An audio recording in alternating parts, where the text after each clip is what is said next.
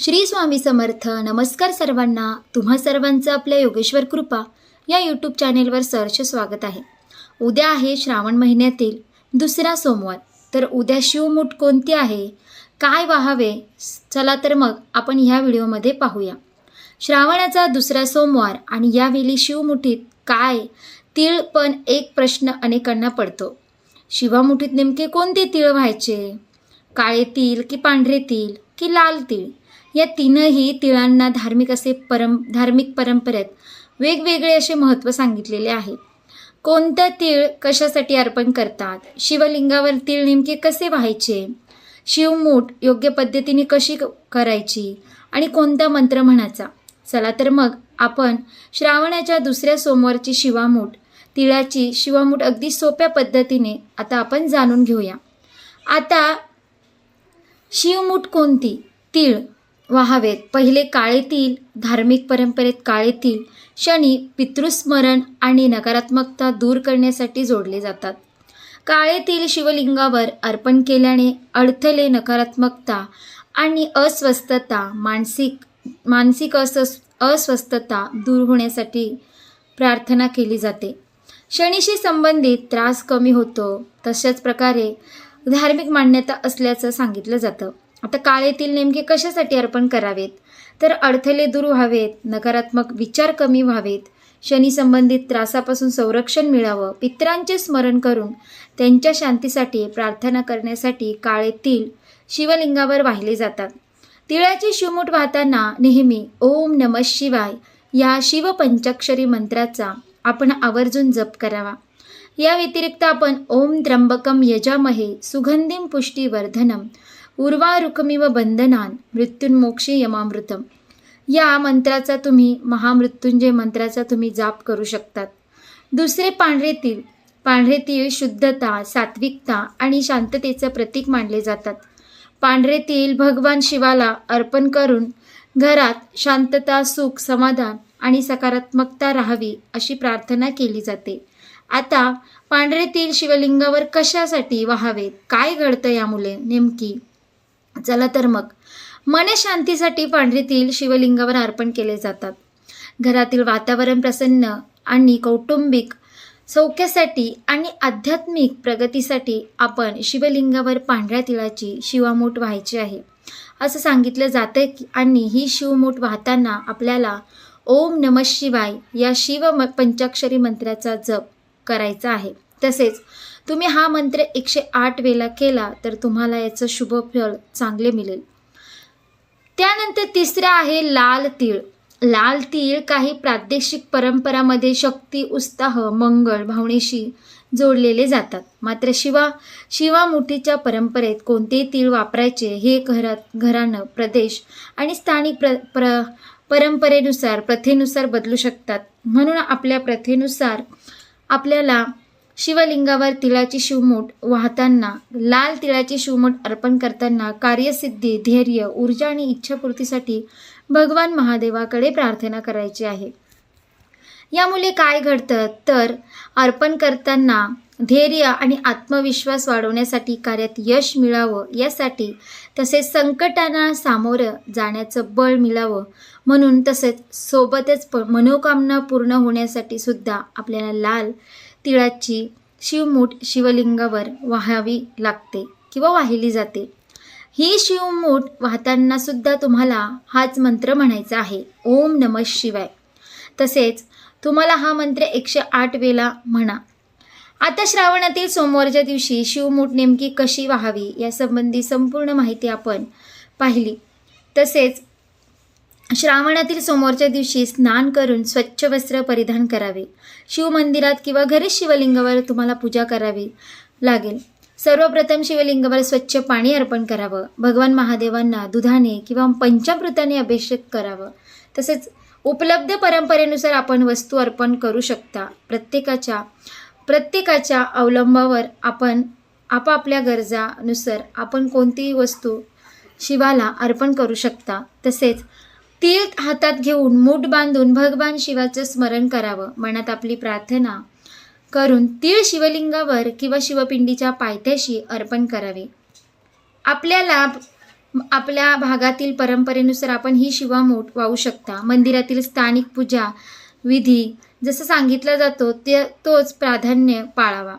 त्यानंतर आपल्याला बेलपत्र, फूल, नैवेद्य अर्पण करायचे आहे. शेवटी धूप किंवा अगरबत्ती लावून आरती करायची आहे. महादेवांना मनापासून प्रार्थना करायची आहे. तिल वाहताना आपण कोणते मंत्र म्हणावेत? तर सर्वात सोपा आणि सर्वसामान्य मंत्र शिवजप आहे. पंचाक्षरी मंत्र ओम नमः शिवाय. तिळ अर्पण करताना आपण प्रत्येक वेळी हा मंत्र शिव मंत्र नक्की म्हणू शकता. याशिवाय महादेवाय नमः तुम्ही रुद्रमंत्र किंवा तुम्ही गायत्री मंत्र देखील म्हणू शकता. शिवपूजेत महामृत्युंजय मंत्राचा जप आपण केला तर आपल्या सर्व अडचणी दूर होतील. शिवमुठीत तिल का वाहिली जाते? दुसऱ्या सोमवारी आपण पाहिलंच की शिवमुठीत तिलच का वाहिली जातात? तर शिवमुठीची पद्धत प्रदेश आणि कुटुंब स्थानिक परंपरेनुसार बदलू शकते. काही ठिकाणी वेगवेगळ्या सोमवारांना वेगवेगळे धान्य किंवा पदार्थ भगवान शिवाला शिवमूठ म्हणून अर्पण करण्याची प्रथा आहे. त्यामुळे तुमच्या घराची पारंपरिक पद्धत किंवा मंदिरातील प्रचलित विधी असल्यास तोच पाळणं योग्य असू शकतं. काळे तिल असेल किंवा पांढरे तिल, लाल तिल यांना दिलेली वैशिष्ट्य आध्यात्मिक फायदे, मान्यता धार्मिक परंपरेवर आधारित आहे. त्यांना वैज्ञानिकदृष्ट्या सिद्ध झालेले परिणाम मानू नयेत.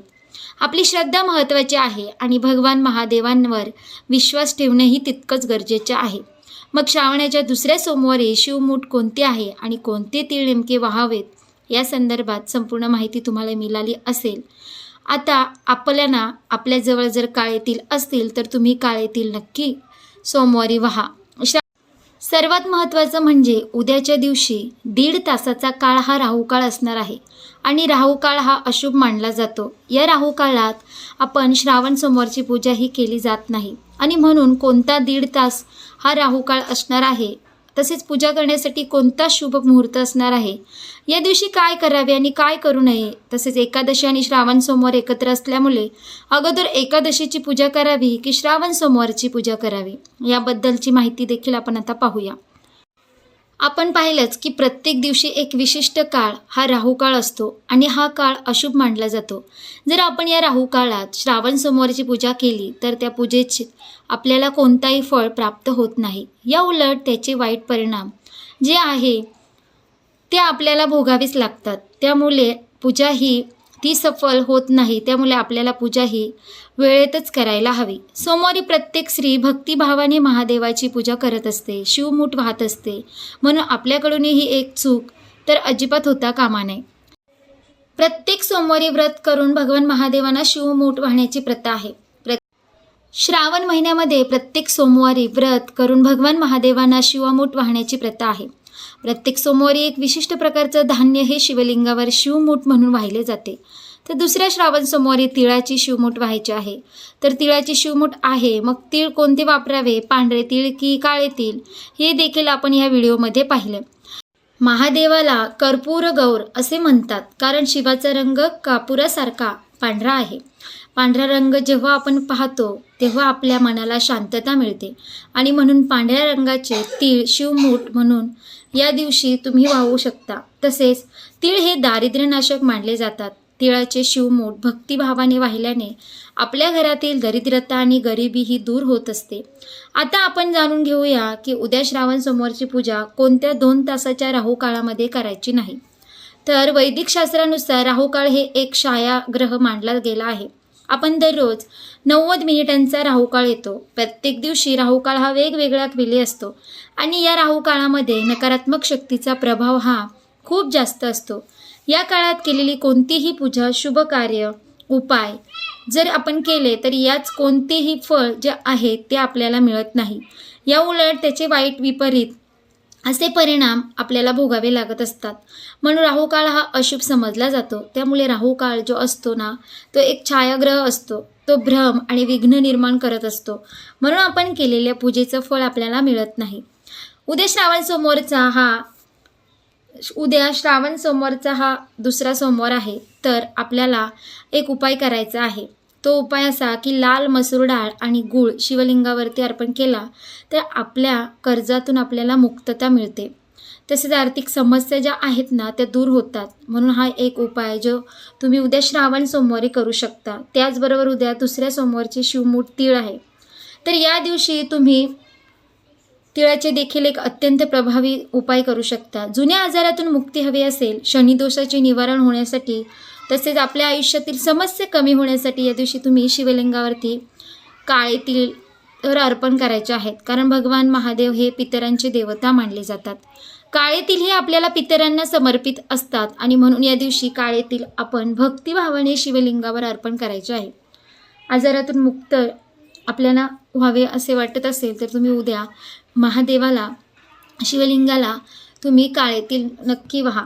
तुमच्या मनात कोणती इच्छा असेल तर इच्छा लवकरात पूर्ण करायची असेल तर तुम्ही उद्या 21 बेलाची पानं घ्या आणि चंदनाने त्या पानावर ओम नमः शिवाय लिहा.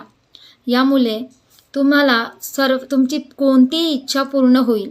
तसेच हे पान 21 आपण लिहिलेलं पान महादेवाच्या पिंडीवर अर्पण करायचे आहे आणि मनातल्या मनात आपली इच्छा व्यक्त करायची आहे. श्रावणात जर तुम्ही सोमवारी हा उपाय केला तर नक्कीच तुमच्या मनातली इच्छा पूर्ण होणार आहे. अशा प्रकारे आपण ह्या व्हिडिओमध्ये पाहिलंच की उद्या आहे श्रावण महिन्यातील दुसरा सोमवार आणि या 2 तासाचा राहुकाळ कोणता आहे आणि त्या राहुकाळात महादेवाची पूजा करायची की नाही ही संपूर्ण माहिती आपण या व्हिडिओमध्ये पाहिलं. तसेच उद्या शिवमूठ कोणती आणि कशा प्रकारे व्हायची, उपाय कोणते करावे ही संपूर्ण माहिती आपण ह्या व्हिडिओमध्ये पाहिली. तुम्हाला जर ही माहिती आवडली असेल तर व्हिडिओला एक लाईक करा, शेअर करा आणि आपल्या योगेश्वर कृपा या यूट्यूब चॅनेलला नक्की सबस्क्राईब करा. भेटू एका पुढच्या नवीन व्हिडिओमध्ये. धन्यवाद. श्री स्वामी समर्थ. जय जय स्वामी समर्थ.